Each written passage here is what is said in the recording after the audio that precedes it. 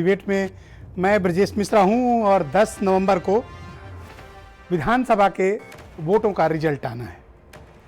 बिहार में ये तय होगा कि किसकी सरकार बनेगी। उत्तर प्रदेश में उपचुनाव है 7 सीटों पर, यह तय होगा कि उत्तर प्रदेश में अभी ज़मीन पर किसका दबदबा है। और मध्य प्रदेश की 28 सीटों पर उपचुनाव है, वहाँ तय होगा कि वहाँ शिवराज सिंह चौहान की सरकार रहेगी या नहीं रहेगी।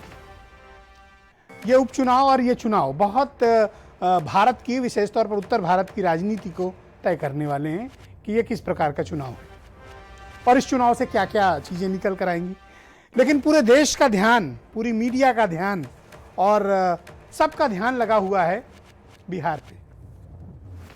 बिहार में जिस प्रकार से एग्जिट पोल आए हैं, और विशेष तौर पर मैं 2 एग्जिट पोल का जिक्र करना चाहूँगा, एक्सिस माई इंडिया का और टुडेज चाणक्य का।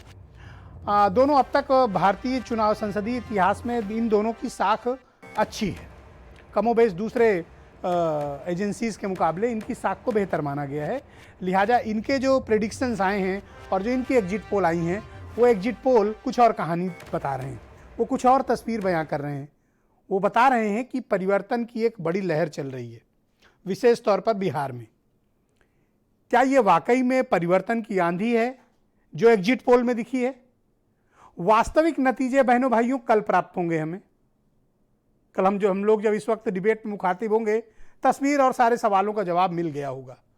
लेकिन अगर ये एग्जिट पोल सही हैं तो बिहार एक परिवर्तन की राजनीति कर रहा है और हमें उसके मायने तलाशने होंगे कि वो परिवर्तन क्यों है, उसका कारण क्या है।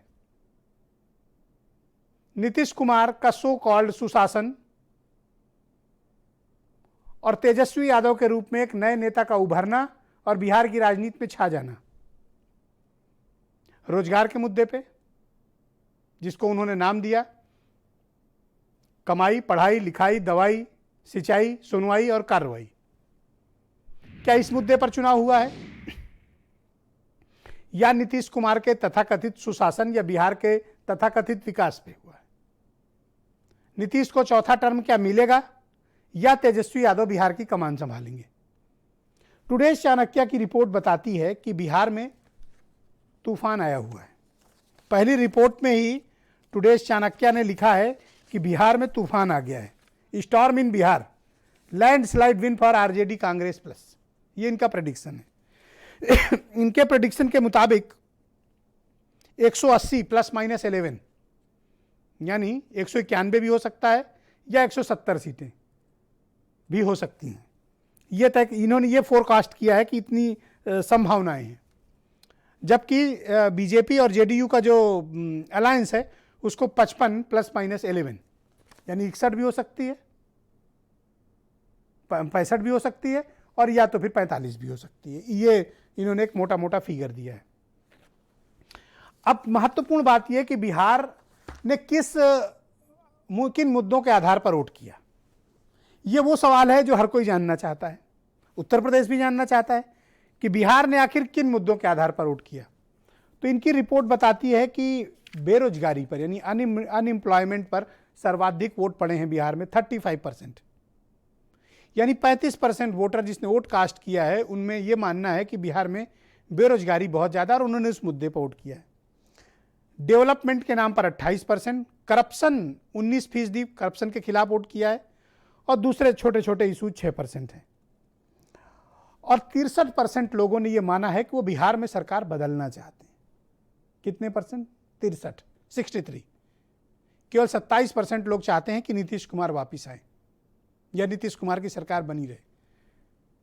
तो जब 63% लोग जिस राज्य में ये चाह रहे हैं कि उनकी सरकार बदल जाए, तो आप आसानी से कल्पना कर सकते हैं बहनों भाइयों कि उस सरकार की इस एग्जिट पोल को अगर वास्तविक नतीजों में बदल के देखें तो बिहार की राजनीति ने एक नए संकेत दिए हैं और एक नया संदेश दिया है।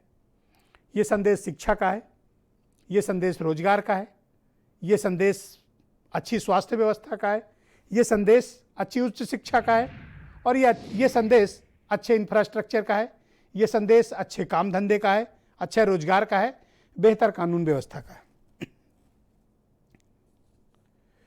तो आखिर क्या कारण है कि तेजस्वी यादव को इतना सपोर्ट मिला?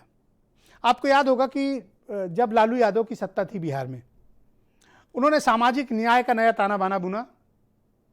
ओबीसी और दलित समाज के उन लोगों को मान सम्मान प्रतिष्ठा दिलाई जो समाज में एक हाशिए पर थे, जिनको समाज का एक बड़ा वर्ग अपनाने को तैयार नहीं था।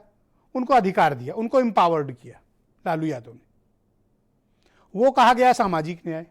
अब इसके एक स्टेप आगे तेजस्वी यादव ने आर्थिक न्याय की बात की, इकोनॉमिक जस्टिस, यानी आर्थिक तौर पर सबकी समृद्धि हो, सब समानता के आधार पर रहें। ये एक बड़ा नारा है, इसके मायने बहुत बड़े हैं, इसका कैनवस बहुत बड़ा है। इस कैनवस पर क्या तेजस्वी यादव की बात लोगों को पसंद आई? एग्जिट पोल के मुताबिक यस, लेकिन कल वास्तविक नतीजों से पता चलेगा कि यह वाकई में सही है अथवा नहीं। सिर्फ एक सी वोटर जो दोनों की सरकार बनवा रहा है। अब आई डोंट नो कि कैसे पॉसिबल है ये। ऐसे भी सेफोलॉजिस्ट हैं जो दोनों की सरकार बना रहे हैं, वो दोनों को बहुमत दिला रहे हैं। कैसे दिला रहे हैं उनका डेटा ही अपने आप में बड़ा असमंजस में डालने वाला है। दूसरा, तेजस्वी यादव ने खुद को एक बदलाव के चेहरे के तौर पर पेश किया। जैसे अपने पिता और अपने माताजी के कार्यकाल का उन्होंने ना तो तस्वीर लगाई, ना अपनी पार्टी के किसी नेता की तस्वीर का इस्तेमाल किया, और ना लालू यादव को, राबड़ी को या परिवार के किसी सदस्य को चुनाव प्रचार में सम्मिलित किया। सबको कहा घर पे बैठिए। पार्टी के नेताओं के बाकी लोगों के मुंह में टेप लगा दिए, ताला लगा दिए, कोई बोलेगा नहीं, कोई कंट्रोवर्शियल स्टेटमेंट नहीं देगा। जो बोलना है सिर्फ एक व्यक्ति बोलेंगे, तेजस्वी यादव, और मुद्दों पे डटे रहेंगे। लिहाजा बीजेपी जिस पिच पर बहुत तेज खेलती है, उस पिच पर तेजस्वी यादव को ट्रैप नहीं कर पाए, इसलिए मुद्दा बदल नहीं पाया। मुद्दा हिंदू मुसलमान नहीं हुआ, हिंदू और मुस्लिम नहीं हुआ, मुद्दा पाकिस्तान नहीं हुआ, मुद्दा शमशान कब्रिस्तान नहीं हुआ, मुद्दा सीएए एनआरसी नहीं हुआ। मुद्दा क्या हुआ? नौकरियां। मुद्दा क्या हुआ? रोजगार। मुद्दा क्या हुआ? शिक्षा, स्वास्थ्य, अच्छा इंफ्रास्ट्रक्चर, बेहतर अपॉर्चुनिटीज, सम्मान, सोशल जस्टिस, इकोनॉमिक जस्टिस। ये मुद्दा बना, और ये अच्छी बात है। एक मजबूत लोकतंत्र में, एक अच्छी डेमोक्रेसी में आपको मुद्दों के आधार पर वोट करना चाहिए, सेंटीमेंट्स के आधार पर नहीं। अगर बिहार एग्जिट पोल के मुताबिक वास्तविक वोट करता है तो मैं ये मानूंगा कि एक परिवर्तन की बड़ी लहर है जो बिहार से उठी है। और बिहार हमेशा देश की राजनीति को एक दिशा देने का काम करता है, आज से नहीं, सदियों से, पौराणिक काल से। लिहाजा बिहार से निकली ये आवाज बहुत दूर तक गूंजेगी, पश्चिम बंगाल भी घूमेगी, और सबसे महत्वपूर्ण राज्य उत्तर प्रदेश में भी गूंजेगी। बिहार के चुनाव का उत्तर प्रदेश की राजनीति पे बहनों भाइयों बहुत बहुत गहरा प्रभाव पड़ेगा। उत्तर प्रदेश की राजनीति की दशा और दिशा तय होगी जो बिहार तय करेगा। बिहार से निकले हुए मुद्दे उत्तर प्रदेश की राजनीति में बहुत ही इंपॉर्टेंट रुख अख्तियार करने वाले हैं। कुछ बयान सुनिए। बिहार अपने मुद्दों से टिका नहीं, बिहार ने देश को एक दिशा दे दी है। और यकीन मानिए, एग्जिट पोल कुछ भी कहें, ऊपर दिखाएं, नीचे दिखाएं, लेकिन बिहार के लोगों ने अपनी सरकार चुन ली है। 10 नवंबर को एक युवा जोशीले सरकार का गठन होगा और मुद्दों पे उसी दिन से काम करना शुरू होगा। देखिए, हम लोग ज्योतिष नहीं है, लेकिन मैं इतना आपको कह सकता हूं कि 122 के ऊपर यह आंकड़ा कहां जाके रुकेगा, इसका अंदाजा हमें भी नहीं है। कोई नेक टू नेक फाइट नहीं है। एग्जिट पोल्स में जो होता है, वो जो जिनको मध्यम दर्जे हैं के लोग हैं और अमीर हैं, उनके द्वारा ज़्यादा नतीजे आते हैं। जो गरीब की झोपड़ियों के वोट हैं, वह एग्जिट पोल में परिलक्षित नहीं होता है। और यह जो 40% हमारे गरीब जो हैं, वह पूरे के पूरे तौर पर एनडीए गठबंधन के साथ है। सरकार पूर्ण बहुमत, 2/3 के बहुमत से बन रही है। कि एग्जिट पोल और ओपिनियन पोल क्या आते हैं, ये सबको पता है। हमारे लिए एग्जिट पोल से ज़्यादा महत्वपूर्ण है एग्जैक्ट पोल, और हमें एग्जैक्ट पोल पर भरोसा है कांग्रेस को और गठबंधन को, जो 10 को आएगा। ये चैनल वाले सब अपना एग्जिट पोल चलाते हैं तो दिखाएंगे। नहीं, अनुमान है क्या, कांग्रेस गठबंधन पूर्ण बहुमत से अधिक सीटों पर जीतने जा रही है। हम कंफर्टेबल मेजोरिटी से सरकार बनाएंगे। बिहार में हमने जनता की सेवा की है, लिहाजा बिहार की जनता एक बार पुनः एनडीए प्लस को ही सरकार बनाने का मौका देगी। धुआंधार चुनाव प्रचार करके तेजस्वी यादव ने विपक्ष को सन्न कर दिया। एक दिन में 19 रैलियां प्रतिदिन वो करते थे, दौड़ दौड़कर, भाग भाग कर। उनके सोशल मीडिया पे तमाम वीडियो वायरल हैं, जहां वो हेलीकॉप्टर से दौड़ते हुए मंच की तरफ जाते हैं, 10 मिनट का भाषण देते हैं, हेलीकॉप्टर तब तक तैयार रहता है, वो वापस आते हैं, फिर अगली सभा में जाते हैं। मॉर्निंग बाई 10 से वो सभा शुरू करते थे और 5 बजे के पहले तक की सभाओं में वो 19 रैलियां प्रतिदिन करते थे। परिश्रम की पराकाष्ठा उन्होंने की। एनडीए के 30 से ज़्यादा स्टार कैंपेनर लगे हुए थे, लेकिन गठबंधन की तरफ से सिर्फ और सिर्फ तेजस्वी यादव। राहुल गांधी ने भी 8 सभाएं सिर्फ की, लेकिन तेजस्वी यादव का परिश्रम देखकर हर कोई हैरान था, क्योंकि हेलीकॉप्टर से उतरते समय जब वो भागते हुए मंच तक पहुंचते थे तो उस वक्त वहाँ मौजूद लोगों का नज़ारा ही कुछ और होता था। वो बहुत चीयर अप करते थे अपने लीडर्स को, और जब वो 10 लाख नौकरी की बात करते थे तो भीड़ का जोश देखने लायक होता था। उसी से अनुमान लग रहा था कि बिहार इस बार कुछ अनोखा करने जा रहा है, बिहार कुछ परिवर्तन करने जा रहा है। लेकिन बहनों भाइयों, मैं फिर कह रहा हूँ कि ये सब कुछ एग्जिट पोल है। एग्जैक्ट पोल क्या होगा ये कल पता चलेगा। आज की डिबेट को आगे बढ़ाते हैं। अमित पुरी भारतीय जनता पार्टी से हैं, के त्रिपाठी जनता दल यूनाइटेड से, ओपी यादव जाने माने चुनावी विश्लेषक हैं, सुनील सिंह साजन समाजवादी पार्टी से हैं, उमाशंकर पांडे कांग्रेस से, असीम वकार राष्ट्रीय प्रवक्ता हैं एएमआईएम के, और अमिताभ भूषण जी सीनियर जर्नलिस्ट हैं, दिल्ली से मुझे ज्वाइन कर रहे हैं और बिहार मामलों के एक्सपर्ट हैं, और वीरेंद्र सिंह जी हमारे स्टेट हेड। बहुत स्वागत, धन्यवाद आप सभी का इस कार्यक्रम में मेरे साथ मौजूद रहने के लिए। अमित पुरी जी, मैं कार्यक्रम की शुरुआत आपसे करना चाहता हूँ। स्वागत। जितने भी एग्जिट पोल आए हैं वो ये बताते हैं कि आपकी हार ही नहीं, बुरी तरह से हार हो रही है, और अगर हम टुडेश, चाणक्य और एक्सिस की माने तो लैंडस्लाइड विक्ट्री, स्टॉर्म इन बिहार। कारण मैं बता रहा हूं, देखिए ये बिहार है, पहले ये जान लीजिए।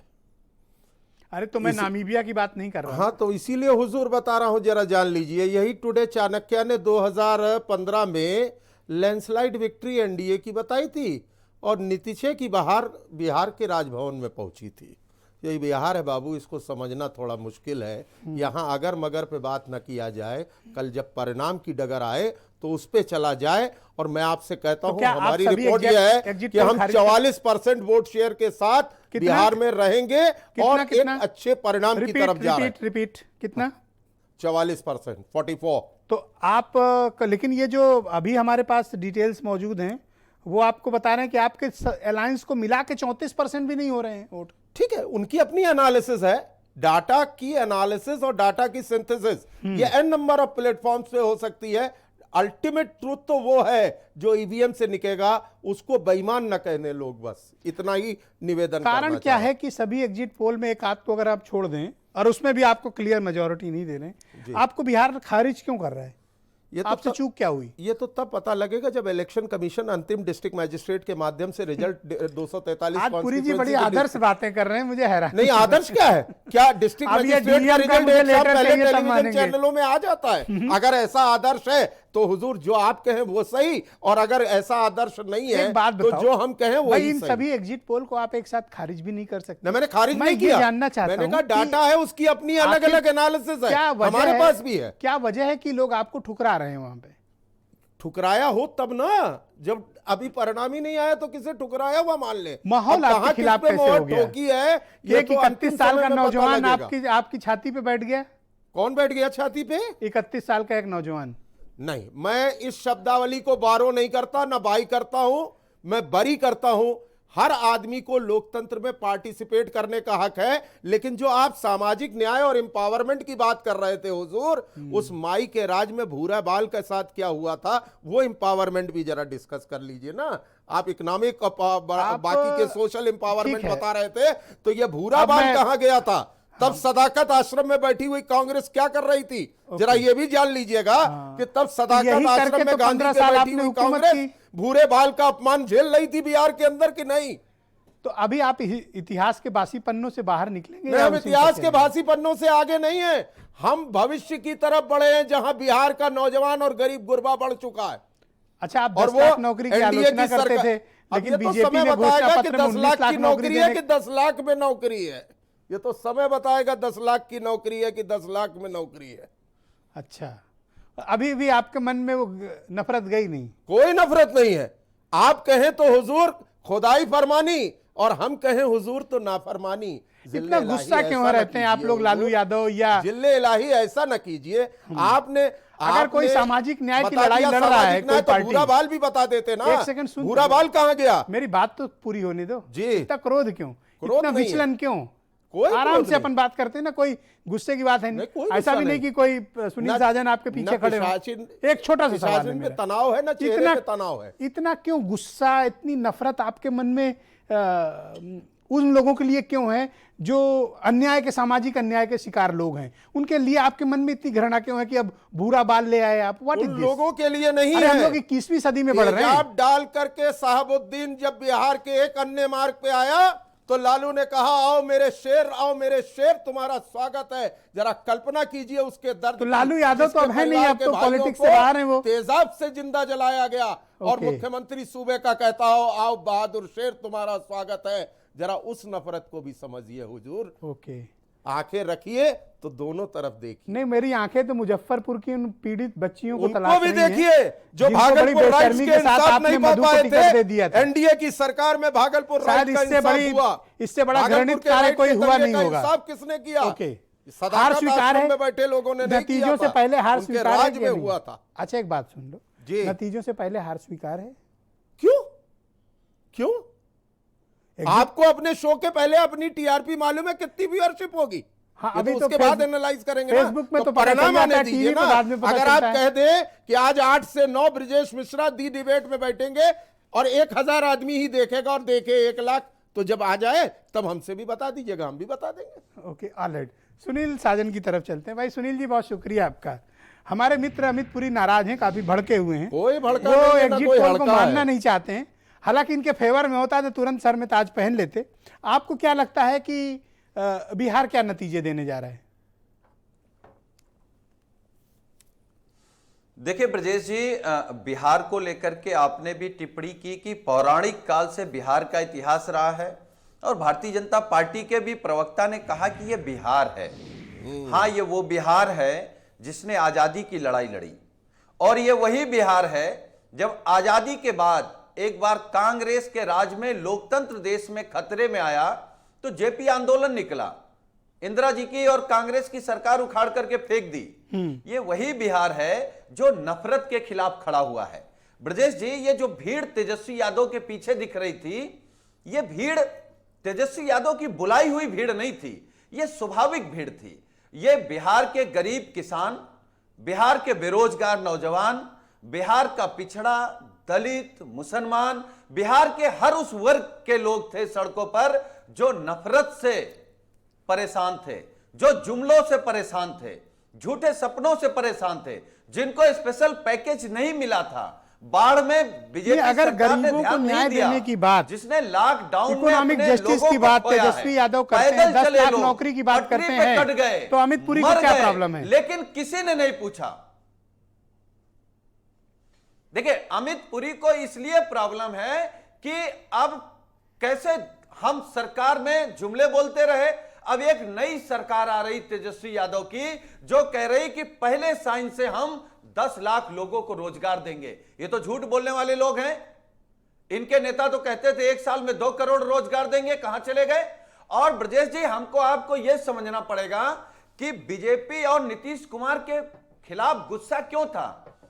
नीतीश कुमार को बिहार की सम्मानित जनता ने बीजेपी के खिलाफ मुख्यमंत्री बनाया था। जो नीतीश कुमार को जनादेश मिला था वो मोदी के खिलाफ मिला था, बीजेपी के खिलाफ मिला था, ये बात तो RSS के सब खिलाफ ठीक मिला समझ था, में आ रही सुनील नफरत जी। करने वालों के खिलाफ मिला था। पर अगर पिछड़े तेजस्वी यादव दलित, जीत रहे हैं छोटा, तो आप यहाँ कीड़ा इतने मकोड़ा, उत्साहित और इतने सांप खुश क्यों छछूंदर हैं? समझने वालों के आप इतने खिलाफ मिला। आह्लादित क्यों हैं? मैं ये नहीं समझ पा रहा उद्धव को जनादेश देखिए, किस बात हम का इसलिए- मिला था हूं। एक महाराष्ट्र सेकंड में? पुरी जी देखिए, बोले, व्हाई यू आर सो नहीं, एक्साइटेड? हम देखिए ब्रजेश जी, इसलिए उत्साहित हैं कि अगर लोकतंत्र बच रहा है, नफरत की राजनीति हार रही है, जुमले हार रहे हैं, झूठे जुमले, झूठे सपने दिखाने वालों का अंत हो रहा है, तो लोकतंत्र में हम भी खुश होंगे, आप भी खुश होंगे।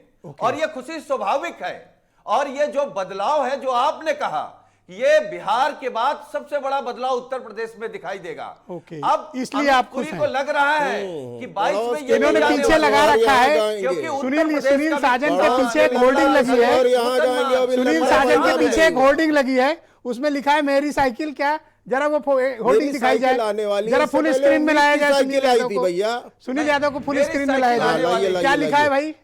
मेरी साइकिल आने वाली है, कहाँ आने वाली है? मेरी साइकिल आने वाली है। और ये मेरी लाइन नहीं है, हाँ। ये उत्तर प्रदेश के किसानों के पिछड़े ओके, दलित, के त्रिपाठी साहब को मुसलमान, पेश हर किया वर्ग जाए। के लोग थैंक यू सुनील। जो नौकरी चाहते हैं, जो Thank कानून you. व्यवस्था ठीक होना Thank you. चाहते हैं, जो Thank you. तरक्की चाहते हैं, उनके लिए है। थैंक यू के त्रिपाठी जी, बहुत शुक्रिया। वो कौन सी वजह रही कि सत्ता आपके हाथ से जाती हुई स्पष्ट साफ साफ दीवार पे लिखा हुआ है? और एग्जिट पोल ने तो जिस तरह प्रकार की तस्वीर पेश की है, मेरी तो सिंपैथी आपके साथ है। ब्रजेश जी, जो आपका एग्जिट पोल आया है हम उसका स्वागत करते हैं, और कभी कभी बहुत से बार एग्जिट पोल बिल्कुल गलत साबित हो चुके हैं हिंदुस्तान की पॉलिटिक्स में।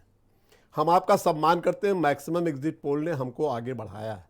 हम बिहार में 15 साल से सत्ता में हैं और हमारे नेता के ऊपर, नीतीश कुमार के ऊपर एक भी भ्रष्टाचार नहीं है। और भ्रष्टाचार के साथ ही साथ हमने कर्पूरी के काम को, डॉक्टर लोहिया के काम को, उसको आगे बढ़ाया। हमारे मित्र साजन जी बैठे हुए हैं, समाजवादी के बड़े पुरोधा हैं ये लोग, लेकिन जो समाजवाद नीतीश कुमार ने पेश किया अपने आचरण से हिंदुस्तान की पॉलिटिक्स में, शायद ऐसा उदाहरण मुझे कहीं दिखाई नहीं लोग आपको पड़ता। खारिज क्यों कर रहे हैं? क्योंकि मेरे पास देखिए, एक सवाल किया था टुडेज चाणक्य ने, बिहार की जनता से पूछा था कि क्या ऐसे मुद्दे हैं जिनके आधार पर आप वोट कर रहे हैं? आपको पता है 35% लोगों ने बेरोजगारी के मुद्दे पर वोट किया। मैं आपको मुद्दे पे बता रहा हूं किन मुद्दे पे हमको वोट पीछे भी मिला है और आज भी मिलेगा। मैं आपको बताना चाहता हूं कि हिंदुस्तान में कोई ऐसा राज्य या कोई ऐसा चीफ मिनिस्टर नहीं है जी जो नशाबंदी को टच कर दे। आपका चैनल और आपकी बुद्धिमत्ता को मैं बधाई देता हूं कि जो नशाबंदी का कार्यक्रम नीतीश जी ने हिंदुस्तान में चलाया, जो गांधी का सपना था, ये मेरा सपना नहीं ना, उनका सपना है, और गांधी के आचरण को उन्होंने आगे बढ़ाने का जो काम किया है, और ये वहां की लगभग आधी व्हाट्सएप पे होम डिलीवरी होती है आधी नहीं, मैं इससे सहमत नहीं हूं। ओके। हमारे नीतीश जी ने कहा था जो एसएचओ के क्षेत्र में पकड़ी जाएगी शराब, हम उस एसएचओ अमिताभ भूषण से अभी हम पूछेंगे, उनके पास है जानकारी, व्हाट्सएप पे शराब डिलीवर होती है, उससे एसएचओ को 10 साल हम बाहर रखेंगे। और उससे क्या फर्क पड़ा मैं आपको बताना चाहता हूं, आधी आबादी आज भी हमारे साथ। प्लीज कंप्लीट करें। मैं आपको ये कह रहा हूं, आधी आबादी महिलाओं के वोट से आप जीत जाएंगे, ये और दूसरी चीज ये, मैं आपको ब्रजेश जी मुझे थोड़ा समय देंगे, प्लीज। मैंने 60% महिलाओं का पंचायत चुनाव में आरक्षण दिया। तीसरी जो बात मैं सबसे महत्वपूर्ण कहने जा रहा हूं, वो महत्वपूर्ण बात यह है कि बिहार में ही नीतीश कुमार की सरकार ने, जो प्रधान को पैसा जाता था, जैसे आपके यहां विधायक को जाता है और आपके सांसद को जाता है, उस पैसे को प्रधान अकेला नहीं खर्च कर पाएगा, उसके लिए जो बीडीसी के मेंबर है वो भी पैसा उसका खर्च करेंगे। अच्छा, एक सवाल आपसे और है, उसके बाद मैं डिबेट को आगे बढ़ाता हूं। और ये जो बिहार, जब एक सर्वे जो हुआ एग्जिट पोल में, तो कुछ सवाल पूछे गए। हाँ, अपन फैक्चुअल बात करें, क्या किया आपने, तो आप वोट मांग चुके। उन्होंने कहा क्या आप सरकार बदलना चाहते हैं? सरप्राइजिंगली और आपके लिए शॉकिंगली 63% लोग बिहार में चाहते हैं कि सरकार बदल जाए। ये इतनी बड़ी तादाद में लोग आपके खिलाफ क्यों हो गए? देखिए, हमारे खिलाफ तो नहीं है, ये खिलाफ का मैं ऐसा नहीं, क्या बीजेपी के कारण तो आपको नुकसान नहीं हो रहा है? नहीं, बीजेपी के कारण नहीं, हमारे मुख्यमंत्री के काम के आधार पे हमने हमेशा कहा, ऐसा नहीं कि बीजेपी के साथ जाने से आपसे लोग नाराज हो गए हों? मैं आपसे अर्ज करना चाहता हूं कि माननीय मुख्यमंत्री अपने कामों का प्रचार नहीं करते हैं जितना प्रचार और राज्यों में होता है। वो कहते हैं कि मेरा काम बोलता है, अगर मुझे जनता मेरे काम पे पसंद ये लाइन तो करेगी, अखिलेश यादव तो मुझे वोट करेगी। ऑलराइट, वो उमाशंकर पांडे। और लोकतंत्र में Thank you. ये सब सारी चीजें, हम जो जनता का जनादेश होगा हम उसको सम्मान करेंगे। आपकी बात का पूरा सम्मान है। उमाशंकर पांडे मेरे साथ मौजूद हैं, कांग्रेस के प्रवक्ता हैं। जितने भी एग्जिट पोल हैं, उमा ये सजेस्ट कर रहे हैं कि आप लोग का गठबंधन की सरकार बन रही है, लेकिन त्रिपाठी जी इसको खारिज करते हैं। ये क्या बीजेपी वाले अभी भूरा बाल और क्या क्या बातें किए जा रहे थे? देखिए, निश्चित रूप से धरातल और एग्जिट पोल दोनों एक दूसरे से मैच कर रहे हैं। धरातल पर जनता की आवाज थी गठबंधन की सरकार, तेजस्वी सरकार, और एग्जिट पोल में जो निकल के आ रहा है वो भी कह रहा है तेजस्वी सरकार, यानी कि क्लिनिकल और इन्वेस्टिगेशन दोनों एक दूसरे से मैच कर रहे हैं, तो तेजस्वी सरकार तय है। एक बात। दूसरी बात, तमाम सारी बातें मैं सुन रहा था, सदाकत आश्रम से लेके भ्रष्टाचार तक अभी केके जी कह रहे थे। शायद मोदी जी का वो वीडियो केके जी को नहीं मिला जिसमें वो पिछले चुनाव में नीतीश कुमार के भ्रष्टाचारों की पूरी श्रेणी गिना रहे थे, कंबल से लेके, दवाई से लेके, जूते मोजे से होते तमाम चीजों का। और शायद उस पुल को भी के पांडे जी ने नहीं देखा जो उद्घाटन के पहले ही धराशायी हो गए। शायद वो मंजू वर्मा भी भूल गई जो समाज कल्याण मंत्री थी। 34 लड़कियों का बलात्कार हुआ और उन्हीं को नीतीश जी ने टिकट दे दिया। इन सब मुद्दों पे जाने तो के इससे बजाय ज्यादा आप भ्रष्टाचार मुझे बताइए और कि बिहार ने कदाचार किन वाली मुद्दों के आधार पर वोट किया? जी ये एक मिनट देखिए, मैं दूंगा सबसे आपको, बड़ी जो बात है जवाब वो देने का पूरा सम्मान बेरोजगारी। दूंगा आपको जी। जिस तरीके से अप्रवासी मजदूर बिहार में पहुंचे, नीतीश कुमार जी ने कहा मैं बिहार में घुसने नहीं दूंगा। किसी तरीके से वो लोग पैरों में छाले लिए हुए बिहार के अंदर जी। पहुंचे और उसके बाद उनके आश्रय के लिए, उनकी नौकरी के लिए, उनके खाने पीने के लिए, उनके इलाज Thank के you. लिए Thank you. नीतीश कुमार जी ने कोई AMIM के काम राष्ट्रीय नहीं प्रवक्ता। किया। All right, thank you. उससे जनता Thank you. को जरूर इस Thank you. बात का झटका असीम लगा वकार मेरे साथ कि मौजूद हैं। विकास, रोजगार, Thank you, पांडे जी। शिक्षा शुक्रिया। ही सबसे महत्वपूर्ण थैंक यू मुद्दे हैं। भाई वकार साहब, तमाम कोशिशों के बावजूद AMIM ज्यादा वोट काट नहीं पाई वहां पे। 1 या 2 सीटों पर ही आप लड़ते हुए दिख रहे हो, ऐसा एग्जिट पोल कहते हैं। तो आप वो कर नहीं पाए जिसके लिए आप जाने जाते हैं, वोट काटना। मतलब आपसे एक पलट के सवाल पूछूं। पूछिए पूछिए आपने सबसे तो ये पूछा कि आप हरा नहीं पाए, आप जिता नहीं पाए, जी। लेकिन आपने हमारे तक आते आते आपका सवाल होगा कि आप वोट नहीं काट पाए। तो ये आप आप बुरा क्यों कांग्रेस मानते हैं इतना? नहीं, मैं बुरा नहीं आप मेरे मानता दोस्त सर। हैं। नहीं सर, बुरा नहीं मुझे मानता। अधिकार है कि मैं आपसे सवाल पूछूं। नहीं, सवाल बिल्कुल पूछिए, लेकिन सवाल सवाल की तरह होना चाहिए। मैंने पूछा, जानकारी करना चाहिए आपसे जी जी। कि बाकियों से तो आप हराने जिताने की बात कर रहे थे, ये वोट काटने की बात हम ही से क्यों पूछी? अच्छा ठीक है, नहीं पूछते आप, लेकिन जवाब तो दे ही दीजिए इस पे। जी दे रहा हूँ सर। ये जो आपने कहा इसका जवाब दे दूं पहले कि जब ओवैसी साहब लोकसभा में NRC और CA का बिल फाड़ें, बीजेपी का विरोध करें, तब मर्दे मुजाहिद, और जब इलेक्शन लड़ें तो वोट काटने आए। ये बात समझ में नहीं आई सर मेरे आज तक। मैंने लोगों से पूछा, वो भी जवाब नहीं दे पाए। दूसरी, अब इस पर आ जाऊं जो आपका चल रहा है चुनाव वाला। सर हम लोग की तमन्ना ये थी कि चाहे कोई जीते लेकिन बीजेपी और नीतीश हारें, ये हमारा इंटेंशन था। हम इसी इंटेंशन के साथ मैदान में थे। और पर हम ये सब इसी लोग तो कह रहे हैं intention कि को आप लेकर चुनाव गठबंधन लड़ का रहे वोट काटने के लिए सक्रिय थे। ऐसा क्यों कहते हैं ये लोग? थे। नहीं सर, ये कहने दीजिए, जब विधानसभा के महाराष्ट्र के चुनाव चल रहे थे उस वक्त भी हमको कांग्रेस ने यही बात कही थी कि सर ये बीजेपी की और शिवसेना की बी टीम है और ये वोट काटने आए हैं, सेकुलर वोटों को बंटवारा करने आए हैं और ये शिवसेना को जिताने आए हैं और बीजेपी को जिताने आए हैं। लेकिन ऊपर वाला बहुत बड़ा है सर, और उसने दिखा दिया कि साहब कि जिसको ये बता रहे थे कि ये शिवसेना के एजेंट है, वो खुद जाकर शिवसेना के साथ सरकार बनाई। आपको बुरा ना लगे तो एक सवाल करना चाहता हूँ। नहीं, 2 करिए सर आप। क्या कारण है कि मुसलमान आपको हर जगह रिजेक्ट कर रहा है, अपना नहीं रहा है? नहीं, रिजेक्ट नहीं कर रहा है सर, रिजेक्ट नहीं कर रहा है, ये बात मत कहिए।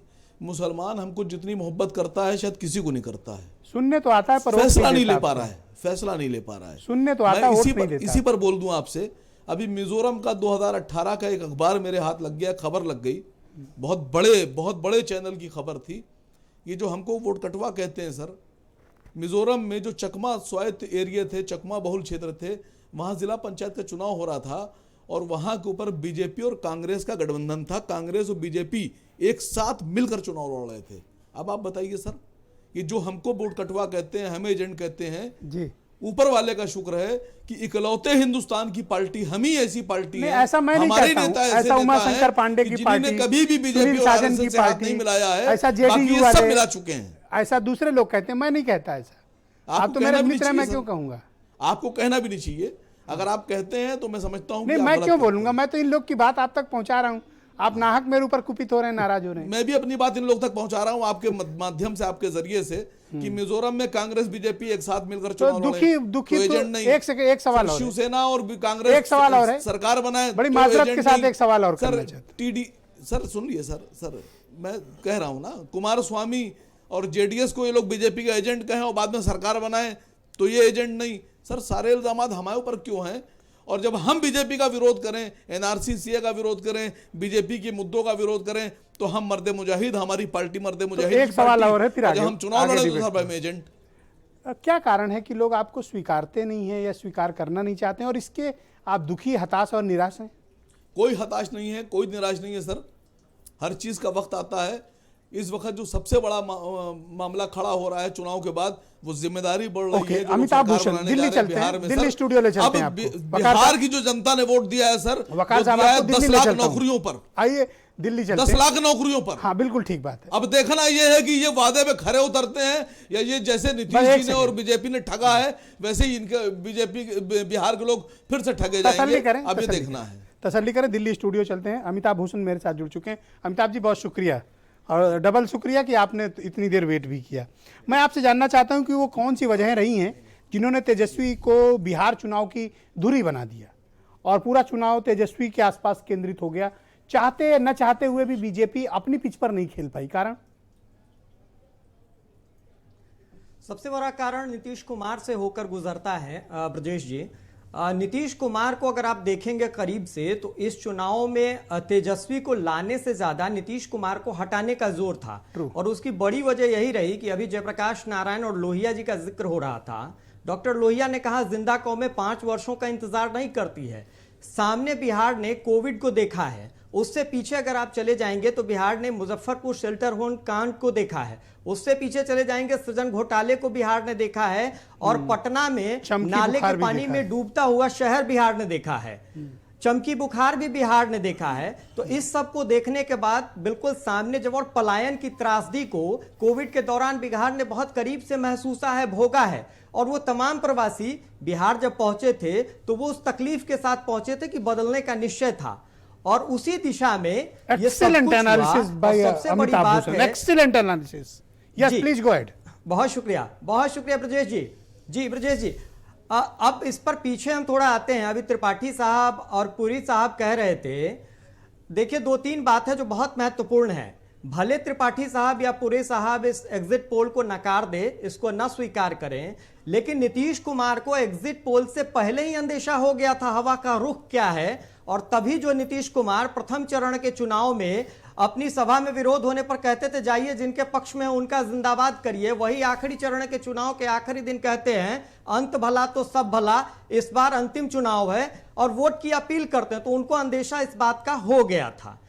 नीतीश कुमार के साथ जो सबसे बड़ी त्रासदी रही है वो ये रही है कि नीतीश कुमार पहले जब बीजेपी के साथ शुरू होते हैं तो वो भाजपा समर्थक मतों के बीच बहुत लोकप्रिय होते हैं, लेकिन जैसे ही वो लालू यादव के साथ जाते हैं, तेजस्वी को उप मुख्यमंत्री बनाते हैं, तो भाजपा समर्थक मतदाताओं के बीच उनके प्रति नाराजगी बहुत तेज हो जाती है। अमिताभ जी, आज मैंने एक रिपोर्ट पढ़ी है को छोड़कर बाहर आते हैं। आज मैंने नवभारत टाइम्स में नरेंद्र नाथ मिश्रा जी की रिपोर्ट पढ़ी है, सीनियर एडिटर है नवभारत टाइम्स में और बिहार मामलों के एक्सपर्ट जर्नलिस्ट हैं। जी, उन्होंने एक रिपोर्ट लिखी, रिपोर्ट बड़ी शानदार है, उन्होंने लिखी है। हाँ, उन्होंने जो रिपोर्ट लिखी, उन्होंने 5 मुद्दे 5 चीजें गिनाई कि क्यों तेजस्वी यादव धुरी बने। पहला, आर्थिक संकट को उन्होंने मुद्दा बनाया। दूसरा, खुद को बदलाव के चेहरे के तौर पर पेश किया। तीसरा, इतना धुआंधार प्रचार किया कि एनडीए सन्न रह गया। चौथा, खुद को बिहारी युवा के रूप में, एक प्राइड के रूप में पेश किया। और पांचवा, टिकट डिस्ट्रीब्यूशन में सोशल इंजीनियरिंग का बहुत करीने से ध्यान रखा। ये सब बातें सही मानते हैं आप या कुछ जोड़ना चाहते हैं इसमें? बिल्कुल सही। इसमें जोड़ना ये चाहता हूं कि गठबंधन का जो समीकरण तेजस्वी ने बनाया, जिस तरीके से वाम दलों को वो लेके आए, माले को गठबंधन का हिस्सा बनाया तेजस्वी ने, और अपनी सीट को त्याग करके उन्होंने माले को सीट दी है, बड़ा मन करके उन्होंने इस गठबंधन को बढ़ाया, ये बहुत बड़ी बात थी। और जैसा उन्होंने निर्णय किया, वीआईपी और रालोसपा जैसी पार्टी बाहर गई, तो वो भी एक बहुत महत्वपूर्ण निर्णय तेजस्वी यादव का था। तो गठबंधन की भी एक बड़ी भूमिका थी ब्रजेश जी इस तेजस्वी के इस जो विजय अभियान की दिशा इतना अनुशासन, इतना कंट्रोल वो आरजेडी पे कैसे कर पाए कि लालू यादव की फोटो इस्तेमाल न करना, परिवार के सारे सदस्यों को घर बिठा देना, कोई नेता बोलता नहीं था, सारे लोग शांत थे, केवल एक व्यक्ति बोलता था। इतना अनुशासन कैसे ला पाए? ये चेंज कैसे आया इतनी इस पार्टी में? देखिए, ये बहुत साफ था। तेजस्वी इस दौर के नेता हैं। तेजस्वी जिस दौर के नेता हैं उस दौर की चीजों को वो बेहतर समझते हैं। यही एक फर्क है नीतीश कुमार में और तेजस्वी यादव में। तेजस्वी यादव ने ये बहुत करीब से समझ लिया था कि अगर फ्यूचर में रहना है, बिहार की सियासत में बने रहना है, तो राष्ट्रीय जनता दल को बदलना पड़ेगा, और पूरी तरीके से बदलने की शुरुआत उन्होंने की। और वो उस शुरुआत का असर भी नीचे तक दिखा। अभी भी आप देखिए, जैसे ही रुझान आते हैं, एग्जिट पोल आते हैं, एग्जिट पोल के बाद तेजस्वी यादव बहुत साफ तौर पर अपने कार्यकर्ताओं से अपील करते हैं कि बहुत सादगी के साथ, चाहे परिणाम जो भी आए, उसको बहुत सादगी से स्वीकार करना है। तो उसके लगातार ये एक मैच्योर्ड पॉलिटिक्स से लेकर के एक 31 बरस के नौजवान की एक मैच्योर्ड पॉलिटिक्स है, जो हम मैच्योर लोग भी नहीं करते हैं। जी आखिरी में ब्रजेश जी निश्चित तौर पर आखिरी में एक बात जोड़ना चाहता हूं ब्रजेश जी। सबसे बड़ी बात है कि नीतीश कुमार जब 2005 के अक्टूबर के महीने में जीत कर आते हैं तो चौथे नंबर की पार्टी, माफ करिएगा, फरवरी में चौथे नंबर की पार्टी थे। अक्टूबर के महीने में जब दोबारा वो चुन के आते हैं 2005 में ही, तो उस वक्त वो दूसरे नंबर की पार्टी होते हैं। बीजेपी उनको मुख्यमंत्री बनाती है और उस वक्त जो 5 साल का कार्यकाल रहा है, 5 से 10 का, वो फलदारी के वादे के साथ आए थे, वो पहरेदारी के वादे के साथ आए थे और उस दिशा में वो आगे बढ़े। लेकिन 10 से लेकर के 20 का जो कार्यकाल है ब्रजेश जी, उसमें आप अगर देखेंगे तो नीतीश कुमार जड़वत होते गए और फलदार वृक्ष से वो ठूठ में परिवर्तित हो गए। और ये बिहार ने झेलते झेलते अब मन बना लिया कि अब ठूठ के साथ आगे नहीं बढ़ना है। और जंगम राज के डर से आई अप्रिशिएट यू ओपनली। आपने बहुत एक सच्ची तस्वीर प्रस्तुत की, एक मिरर, एक आपने आईना दिखाया, एक दर्पण दिखाया बिहार की राजनीति के जरिए पूरे देश को। ओपी यादव बहुत ही जाने माने चुनावी विश्लेषक हैं, मेरे साथ इस कार्यक्रम का हिस्सा हैं।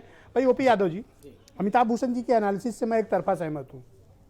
आपकी क्या राय है कि बिहार क्या वाकई में परिवर्तन चाहता है अथवा नहीं चाहता है, या बिहार अभी नीतीश कुमार पर ही टिके रहना चाहता है? देखिए सर, बिहार के जो चुनाव हैं, शुरुआती दौर से और अंत तक एनालिसिस किया जाए तो पूरे चुनाव की धुरी तेजस्वी थे। तेजस्वी के खिलाफ ही आप देखिए कि उपेंद्र कुशवाहा का बयान आया, मायावती जी कहती हैं कि नवी फेल हैं, जीतन राम मांझी कहते हैं कि मेरा दामाद पढ़ा लिखा है। तो एक जो और खुद प्रधानमंत्री जंगल राज की बात करते हैं, जंगल राज के युवराज कहते हैं। तो जो अपोजिशन था कहीं ना कहीं तेजस्वी की पिच पर ही घूमता फिरता नजर आया। और तेजस्वी ने क्या किया, जब शुरुआत हुई चुनाव की, सर्वहारा के नाम पर सीपीआई एमएल को देखा जाए 19 सीटें मिली, सीपीआई को 6 सीटें मिल गई, सीपीआईएम को सीटें मिली और 2 सीटें हैं एसटी की, उसमें जेएमएम को भी उन्होंने पार्टनर बनाया।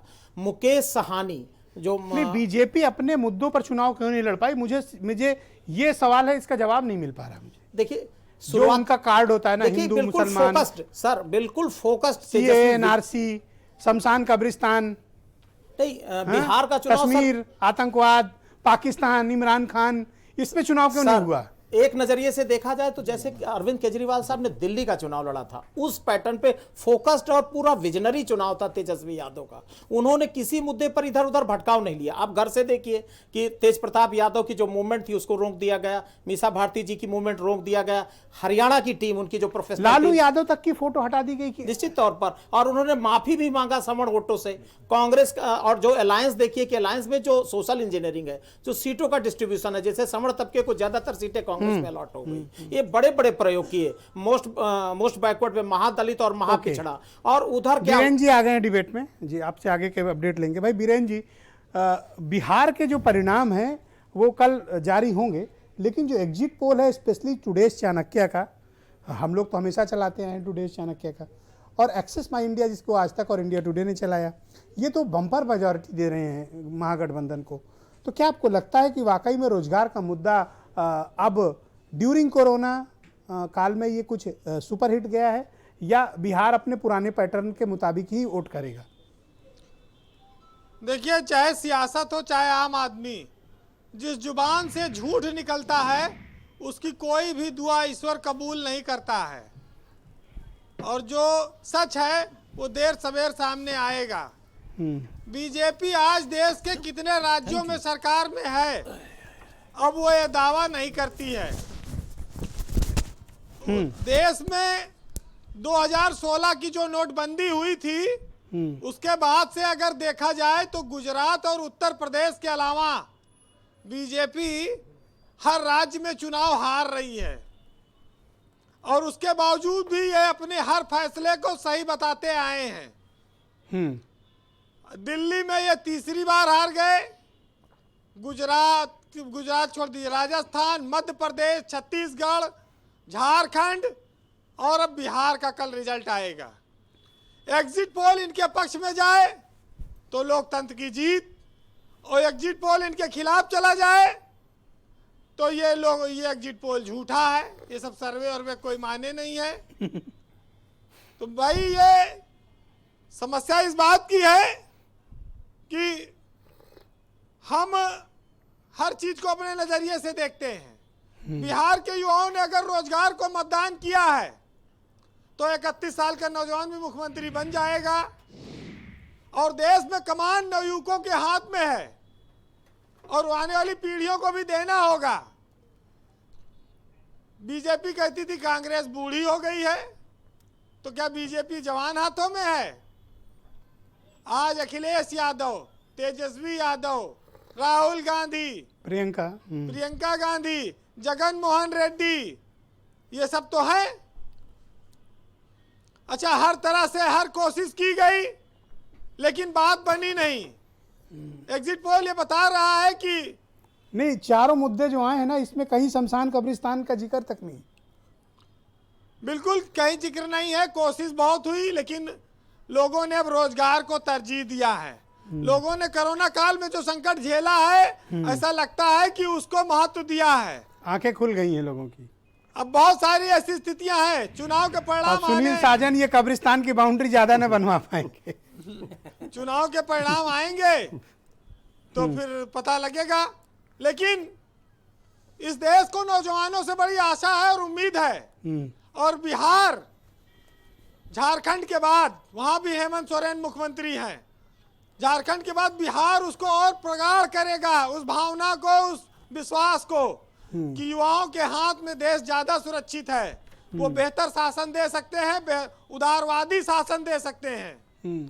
और जब जब उदारवाद का नाम लिया जाएगा इस देश में, तो उत्तर प्रदेश में अखिलेश यादव और मुलायम सिंह का भी नाम लिया जाएगा, क्योंकि जो देने की क्षमता रखते हैं, राजा बनने का उनको हक है। देश का उत्तर प्रदेश सबसे बड़ा राज्य है, दुनिया के कई देशों से बड़ा है, और अगर उत्तर प्रदेश जैसे राज्य में, बीरेन जी एक बात बताइए कि अगर अलायंस महागठबंधन जीतता है और तेजस्वी यादव मुख्यमंत्री बनते हैं, उत्तर प्रदेश की राजनीति में उसका क्या इम्पैक्ट पाते हैं आप? देखिए, सीधा सा असर आएगा। जो नौजवान ट्विटर पर, सोशल मीडिया पर एक्टिव हैं, जो नौजवान नौकरी के लिए प्रयासरत हैं, जो नौजवान डिग्रियां हासिल करके निकलने वाले हैं, बहुत बड़ी संख्या है, वो सब युवाओं को पसंद करते हैं। उनको जाति से मतलब नहीं है, उनको नौकरी चाहिए, सुनहरा भविष्य चाहिए, सुरक्षित जीवन चाहिए। तो उत्तर प्रदेश में भी असर आएगा, बंगाल में असर आएगा, सब जगह असर आएगा। बीजेपी को आत्मचिंतन भी करना पड़ेगा कि अब कैसे चुनाव लड़ा जाए और कितना उदारवादी बना जाए। जी देखिए, बिहार के लोगों को कहते हैं ये लोग लेबर हैं, ये लोग बदबू करते हैं, ये लोग गंदगी फैलाते हैं, तमाम सारी चीजें इनके लिए कहा गया। बिहार के लोग पलायन करते हैं मजबूरी में, रोजी रोटी रोजगार के लिए, भात खाकर जीवन बिताने वाले लोग हैं। लेकिन बिहार की जनता ने ये कोशिश की है कि वहां पर एक मजबूत और निष्पक्ष सरकार बनाई जाए। अब वो सरकार का स्वरूप कैसा होगा वो कल पता लगेगा। लेकिन ब्रजेश जी, पर आप ये मानते हैं कि यूपी में उसका बड़ा इम्पैक्ट होगा? निश्चित होगा। उत्तर प्रदेश इससे जुड़ा हुआ राज्य है, तमाम सारी सीमाएं हैं। लोग कहते हैं कि विपक्ष विकल्प नहीं है, तो इसीलिए आजकल सुनील सिंह साजन की पार्टी में ज्यादा ज्वाइनिंग वाइनिंग हो रही है क्या आजकल? अभी तो स्वाभाविक है कि विपक्ष सबसे बड़ा समाजवादी पार्टी है, लोग वहां जा रहे हैं, कांग्रेस भी छोड़ के जा रहे हैं, बसपा भी छोड़ के जा रहे हैं। मायावती का और बीजेपी का जो राज्यसभा का खेल हुआ, वो कल जब चुनाव परिणाम आएंगे उत्तर प्रदेश में 7 सीटों के उपचुनाव के, वो भी खुल जाएगा कि मायावती के साथ कितना मुसलमान है। और जो ये हरकत हुई, सियासत की हर चालबाजी को अब गांव-गांव तक लोग जानते हैं और गांव-गांव में चर्चा होती है। चलिए जी कंप्लीट करिए जी। बिहार के लोगों ने बड़ी मेहनत की है, धूप में बदन जलाया है, प्रयास किया है कि एक मेजॉरिटी की सरकार दें। लेकिन जिस तरह से एग्जिट पोल आया ब्रजेश जी, तेजस्वी यादव के सितारे ऊंचे नजर आ रहे हैं। और सबसे बड़ी बात यह है कि जो कल तक उनको लौंडा समझते थे, आज वो झुककर सलाम लड़का करने लगे। लड़का लड़का समझते थे। ठीक है पार्टी के नेताओं को बड़ा नहीं, कोई बात नहीं, आप अपनी बात कंप्लीट करें। नहीं, अरे ये कोई बात नहीं, ठीक पूरी है। साहब जिस पार्टी में है वहां पर खैर हाँ, लेकिन बिहार में अरे एक दल ठीक था है, जो ओके। लौंडा डांस अरे देखने का ठीक है बड़ा भाई, बोलने शौक दीजिए। था लोगों को मुख्यमंत्री आवास में देखिए बैठ। बीरेन जी को अपने फ्लो में रहने दीजिए। हाँ, नहीं तो मैं भी अपने फ्लो फ्लो में बढ़ा रहा रहने हूँ। दीजिए। हाँ, वक्त बदलता है तो कैसी स्थितियां होती हैं। सुनिएगा कि जो न देते थे जवाब, उनके सलाम आने लगे, और वक्त बदला तो मेरे नीम पर आम आने लगे। ये होता है वक्त बदलने का नतीजा, और ये है ब्रजेश जी एग्जिट पोल का नतीजा। लेकिन बिहारियों के बारे में 4 लाइन कहूंगा। बड़ा धूप में चले हैं, बड़ा खैनी खाते हैं, मेहनत करते हैं, ठोक पीट के आगे चलते हैं। तो 4 लाइन बड़ी मतवाली है, सुनिएगा कि लबरी तेरे प्यार में लबरा हो गए हम, और माई कसम ही धूप में बैठे बैठे चितकवरा हो गए हम।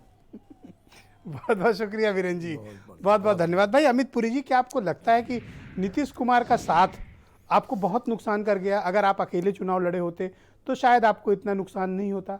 नीतीश को नेता मान के और उनको चीफ मिनिस्टर मान के उनके नेतृत्व में आगे जाना बीजेपी को नुकसान कर गया? यही सवाल के त्रिपाठी से जब आपने पूछा कि बीजेपी के साथ जाना आपको नुकसान दे गया, अरे मेरा काम और है गुगली हमसे फेंकना पूछा भाई। कि हमारे साथ नीतीश का आना नुकसान दे गया, हम दोनों में से किसी को कोई नुकसान नहीं दे गया। कल का परिणाम बताएगा कि कौन आगे है और कौन पीछे। अमिताभ जी की बात आपने सुनी? बिल्कुल सुनी जी। सुनी। आप कुछ कहना चाहते हैं इस पे? मैंने उनसे तब भी कहा और अब भी कहा, हर एनालिसिस का अपना एक एंगल है, उसका सम्मान है, क्योंकि हर नजरिए का एहतराम होना चाहिए। लेकिन नजरिए के एहतराम का मतलब हुजूर ये नहीं होता कि मैं सजदे में सिर झुका दूं। मेरा तो अपना अंदाजा है, आपका अपना अंदाजा है। अभी मैं देख रहा था वो मर्दे मुजाहिद वाले चले गए कहीं, वो मर्दे मुजाहिद कहाँ चले गए? गुस्सा हो गए मेरे सवाल अरे से, मैंने इसलिए गुस्सा नहीं हुआ हुजूर, पूरी वो गुस्सा होके हस्ती चले गए। पेशानी के साथ आपको जवाब दे रहा हूं। अरे अब वो गुस्सा आप होके अगर चले अपने गए। दिल में ये बैठे आए हो कि अमित पुरी से यही बुलवा लेंगे तो हम बक्कुर नहीं फोड़ेंगे। नहीं, मैं उन एंकर ठीक है में ना? नहीं हूं। मैं भी नहीं हूं। मैं उन एंकर यहाँ में नहीं तमाम हूं। लोग बैठे पड़ोसी के घर में मैं लल्ला होने बहुत की सम्मान खुशी में के साथ और सोहाग गा रहा हूं, आदरपूर्ण यूपी में बैठ करके। बिना अब शोर की पड़ोसी के डिबेट घर करता लल्ला हूं। हो जाए और जो तब मेरे सोहाग पैनल पे गालेगा आता है वो भैया। मेरे लिए सम्मानित अतिथि है। हाँ। और मैं हमेशा सम्मान दे के बात मैं करता हूं। बिल्कुल बिल्कुल सम्मान के साथ। मेरा सवाल है, अभी किसी को बुरा लगता है, जैसे नहीं, वकार कोई साहब को सवाल बुरा की लगा, बात नहीं। वकार साहब सो छोड़कर चले गए। उत्तर अपना हालांकि वो है। मेरे दोस्त हैं, बिल्कुल लेकिन वो दोस्त है, सो हमारे छोड़कर भी चले दोस्त गए, हैं। उनको बुरा लगा। ओके, सुनील साजन के पास चलते हैं। सुनील जी, आपका एनालिसिस क्या कहता है कि उत्तर प्रदेश पे इसका क्या इंपैक्ट पड़ने वाला है? अगर महागठबंधन की वहां सरकार बनती है तो मुद्दे क्या होंगे? देखिए ब्रजेश जी, अगर हम बात करें कि जो एग्जिट पोल दिखा रहा है, और एग्जिट पोल के साथ साथ ये देखें कि चुनाव में जिस तरीके से बिहार की जनता सड़कों पर थी, वो लगता है कि एग्जिट पोल से भी बेहतर रिजल्ट आने जा रहा है।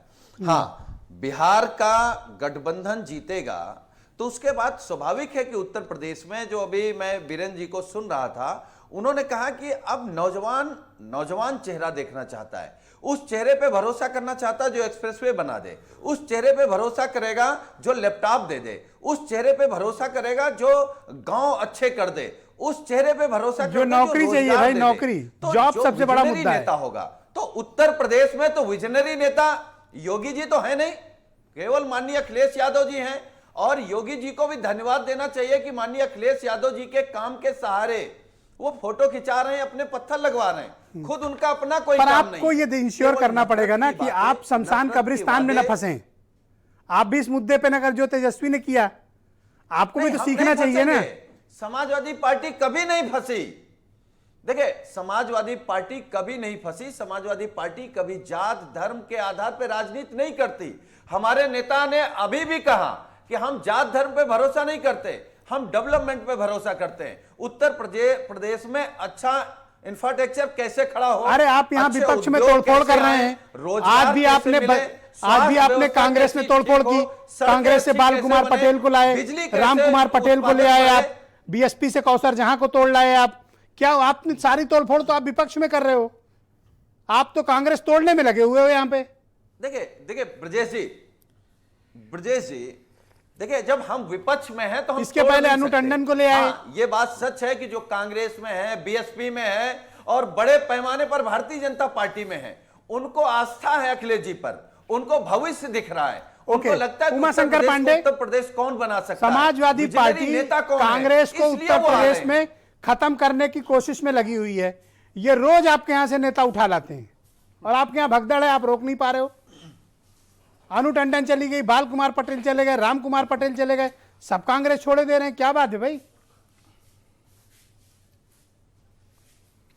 ब्रजेश जी देखिए, मैं दो बातें करूंगा। पहली बात तो ये कि ये तमाम लोग आए ही वहीं से थे जहां ये चले गए, इनका कांग्रेस की आइडियोलॉजी से कोई लेना देना नहीं था, लंबे समय से पार्टी में निष्क्रिय पड़े थे, तो उनको जाना ही था, वो चले गए, उससे कांग्रेस पार्टी की सेहत पर कोई फर्क नहीं। अनु टंडन तो आपके यहाँ ही का प्रोडक्ट थी, अनु टंडन ट्रांजिट हॉस्टल है, डॉर्मेट्री टाइप की व्यवस्था। अनु टंडन जी 2 बार लगातार चुनाव लड़ रही थी, आपने देखा लंबे समय से अनु टंडन जी भी निष्क्रिय पड़ी थी कांग्रेस के किसी कार्यक्रम। अरे आपको एहसास है कि नहीं, समाजवादी पार्टी आपको तोड़ने में लगी हुई है उत्तर प्रदेश में। अगर ऐसे ही रहा तो आपके यहाँ ये काफी बर्बादी कर देंगे। वो कुछ भी आप इनकी साजिशों को समझिए। भी कर ले, हम ताज के झूमर के नीचे कर लेंगे यूपी को, ये साथ पसंद है। जी मुझे बात करने दो। कल नतीजे आ जाएंगे। समाजवादी पार्टी, बहुजन समाज पार्टी, अरे कांग्रेस तोड़ रही है समाजवादी पार्टी, संभालो अपनी पार्टी। घोषणा भी कल हो जाएगा। ओके ऑल राइट, आप छोड़िए, हमारी पार्टी संभली हुई है ब्रजेश जी, लोग आ रहे हैं। लेकिन उत्तर प्रदेश की एक बात मैं और करूंगा जी। देखिए, योगी जी से लेके राजनाथ सिंह जी से लेके नरेंद्र मोदी जी तक थैंक यू उत्तर प्रदेश के सांसद हैं, वो बिहार चुनाव प्रचार करने गए, अमित शाह जी नहीं गए। रीजन उसका यह है कि योगी जी जहां भी प्रचार करने जाते हैं, हमारे देहात में एक कहावत है कि जहां गई राधा रानी नुकसान पहुंचा रहे, उसकी चिंता नहीं है। ये योगी जहां छत्तीसगढ़ त्रिपाठी जी, थैंक यू हर जगह त्रिपाठी जी, योगी जी एक मुख्यमंत्री अपने राज्य में इतना अनपॉपुलर कैसे हो सकता है कि 67% लोग उसको हटाना चाहते हैं। देखिए ब्रजेश जी, इतनी अनपॉपुलरिटी कैसे? ब्रजेश जी, मैं हिंदुस्तान की पॉलिटिक्स की बात कर रहा हूं। हिंदुस्तान की पॉलिटिक्स में लगातार 15 साल, और वो ऐसे नेता हैं जिन्होंने न कोई फैक्ट्री बनाई, ना तो कोई मेडिकल कॉलेज बनाया अपने लिए, और ना कोई डिग्री कॉलेज खोला, और ना ही आज उनके ऊपर कोई मकान बहुत बड़ा बनाया हो, ना कोई अपने परिवार के आदमी को राज्यसभा भेजा हो। वो देखिए समाजवाद के आचरण में जिया, वो डॉक्टर लोहिया के रास्ते पे चल रहे हैं। इतना लोग क्यों नाराज क्यों? देखिए जयप्रकाश नारायण के रास्ते पे चल रहे हैं। हमने क्या काम किया है? हमने MY समीकरण को तोड़ने के लिए आज कराया। ये मुजफ्फरपुर कौन सा जयप्रकाश नारायण का आदर्श है तिवारी जी? मुस्लिम, और ये मुजफ्फरपुर लोहियावाद है क्या? जयप्रकाश नारायणवाद है क्या? मुजफ्फर, अरे भाई उमा जी एक सेकंड तसल्ली रखो, बोलने दो, आपको डिस्टर्ब नहीं किया। पाड़े बाबा बोलने दो। मुस्लिम और यादव का जो समीकरण वहां था, उसको ध्वस्त किया 15 सालों में। और उसके जो EBC क्लास था वहां पर, इकोनॉमिक बैकवर्ड क्लास जो था, जिनके लोग कभी संसद का मुंह नहीं देखे, एक अंतिम सवाल, जो राज्यसभा, एक अंतिम सवाल, जो लोकसभा का मुंह नहीं देख पाए, एक अंतिम सवाल, मुख्य धारा में लाए, एक अंतिम सवाल। इसलिए मैं कहता हूं कि समाजवाद एक आचरण है, ओके, और नीतीश कुमार जी उस आचरण मैंने आपकी बात स्वीकार की। कर रहे हैं। अब मेरा एक अंतिम और सवाल, आपके 1 मिनट पांडे जी का एक सवाल, अरे जाने दीजिए उनको, आप मेरी बात का मेरे सवाल, कांग्रेस के मुख्यमंत्री चारा घोटाले में जेल गए। ठीक है, ओके, सुनिए, इसलिए परिणाम कुछ भी हो, परिणाम कुछ भी हो, नीतीश कुमार अरे वो राजनीति छोड़िए, राजनीति संन्यास लेंगे, बलात्कार हुआ उसी को नीतीश जी ने जिसका घर खुद शीशे का होता है, thank you, okay all right. Amitabh Bhushan ji, परिणाम कुछ भी हो, पत्थर का आवाज लीजिएगा, ओके, अमिताभ जी परिणाम कुछ भी हो, नीतीश कुमार बिहार की राजनीति में रहेंगे, या फिर इस चुनाव के बाद अगर वो हार जाते हैं तो राजनीति छोड़ देंगे। ओके, इन सब की आवाज बंद, केवल हमारे अमिताभ जी बोलेंगे। बोलिए अमिताभ जी। भाई आप लोग शोर मत करिए। हाँ, बोलिए अमिताभ जी। ब्रजेश जी, ऐसा है, नीतीश जी की एक बड़ी अच्छी योजना है, जल जीवन और हरियाली। इन दिनों वो उसी योजना पर काम कर रहे थे अपने उत्तरार्ध के दिनों में। तो ऐसे में मुझे ये लगता है कि यहाँ से जब सियासी विश्राम वो लेंगे तो तो जल जीवन और हरियाली में अपना पूरा समय लगाएंगे, क्योंकि उनको दिल्ली लाने की बात होगी, लेकिन नीतीश कुमार दिल्ली नहीं आना पसंद करेंगे। ये मुझे लगता है, जितना मैं नीतीश कुमार को जान पाया हूं, समझ पाया हूं, तो ऐसे में नीतीश कुमार मुझे लगता है कि राजनीतिक विश्राम लेंगे। और जो सवाल थोड़ी देर पहले आपने पूछा था कि बीजेपी क्या जदयू के साथ जाकर गलत कर गई, तो वाकई ये महत्वपूर्ण सवाल है और उसका जवाब भी यही बनता है ब्रजेश जी कि जदयू के बजाय अगर बीजेपी लोजपा के साथ जाती तो बेहतर परिणाम लेके आती। जदयू की नाराजगी की वजह से, जदयू के साथ की वजह से बड़ा नुकसान बीजेपी भी झेल रही है। और आप देख लीजिए कि बीजेपी के बागी होके जो लोग चुनाव लड़ रहे हैं, 40 सीटों पर ब्रजेश जी बीजेपी के कार्यकर्ता, उनके नेता, उनके संगठन मंत्री रहे, राजेंद्र सिंह जैसे व्यक्ति संघ के प्रचारक रहे, वो चुनाव लड़ रहे हैं और अपनी सीट पर वो तीसरे नंबर पर उनकी वजह से जदयू पहुंच जा रही है, कहीं भाजपा तीसरे नंबर पर पहुंच जा रही है। तो ये पूरी परिस्थिति अगर आप देखेंगे, और इसकी बड़ी वजह बहुत छोटे संक्षेप में कह दूं कि नीतीश कुमार के पास अपनी जमीन बहुत छोटी थी। बड़ी जमीन आरजेडी अलायंस के पास थी या बीजेपी की थी। नीतीश कुमार ने दोनों जमीन को नाराज किया। उस जमीन के जो कार्यकर्ता थे, जो मतदाता थे, जब तेजस्वी से अलग होते हैं तो राजद समर्थित, कांग्रेस समर्थित मतदाता, अरे सबका इस्तेमाल कर लिया अमिताभ भाई। 3 बार मुख्यमंत्री रहे, 15 साल सत्ता में रहे, और क्या चाहिए किसी पॉलिटिशियन को, तो भी बिहार जैसे इंपॉर्टेंट राज्य को। अब आप संन्यास ले लेंगे, कोई बात नहीं। ओके, ओपी यादव जी, आपका एनालिसिस, कल क्या एग्जिट पोल एग्जैक्ट पोल में बदलेगा या नहीं? निश्चित तौर पर जितनी भी रिसर्च एजेंसियों ने, ज़्यादातर जो भी 1-2 एजेंसी को छोड़ दिया जाए तो राष्ट्रीय जनता दल कंबाइन को बहुमत मिलता नजर आ रहा है। एक एजेंसी तो 2 सरकार बनवा रही, मैं समझ नहीं पा रहा हूँ। सी वोटर क्या तो मतलब माइंड है, गजब है भाई। 2 सरकार कैसे बन सकती है? एक बनेगी तो एक ही। यहाँ यादव जी नीतीश है तो संभव है। ऑलराइट, बहुत बहुत शुक्रिया, धन्यवाद, थैंक यू। और आप सबका बहुत बहुत धन्यवाद। भारत समाचार पर सुबह 8 बजे 7 बजे से निर्बाध कवरेज लगातार आपको काउंटिंग की जारी रहेगी। वहां पर आपको देखने को इस चैनल पर मिलेगी। कोई शोर नहीं, कोई शराबा नहीं, कोई हल्ला गुल्ला नहीं। बड़े आराम के साथ, तसल्ली के साथ हम हर एक तथ्यों का विश्लेषण करेंगे और आप तक बेहतर, सटीक, सत्य जानकारी प्रस्तुत करेंगे। बिहार की भी, उत्तर प्रदेश के उपचुनाव की भी और मध्य प्रदेश की। बहुत बहुत शुक्रिया, धन्यवाद, थैंक यू।